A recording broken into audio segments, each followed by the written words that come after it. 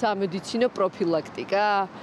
რა ჩვენთან რო ეს კულტურა არ არის, ვცდილობ შეძლების დაგვარად წელიწადში ერთხელ, მაგრამ სასურველია ყოველ 6 თვეში გავიკეთოთ ყველა. პროფილაქტიკის ასაკიდან გამომდინარე ექფოფონება აღარ მაქვს. წესი და რიგით უნდა ყოველ წელიწადს აუცილებლად ვიარო. დრო სიარული შევძლო, მაგრამ პირადად ჩემი ანგარიშებიდან არა. შვილები მაფინანსებენ, მე არა. ისინი აქ არ ცხოვრობენ, საზღვარგარეთ ცხოვრობენ, მუშაობენ. და რამდენად ხშირად იგარებ ხოლმე? წელიწადში ერთხელ აუცილებელია, იმიტომ რომ ჩვენ ასაკში უკვე აუცილებელია. მოსახლეობას საშუალება უნდა კონდეს და თვითონ აუცილებლად ივლიან პროფილაქტიკისთვის, აუცილებლად.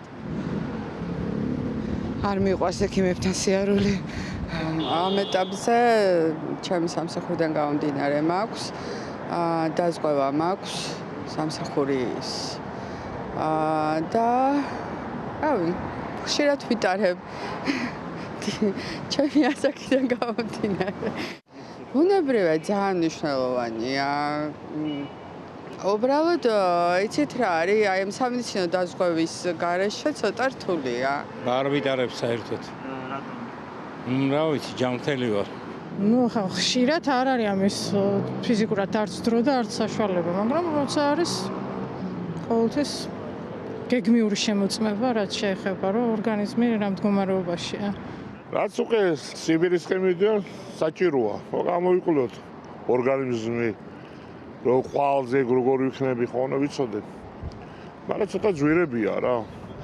და იმედი იქნება, რომ ცოტა გაიაფთება და ყოველი მეორე შეძლებს რა.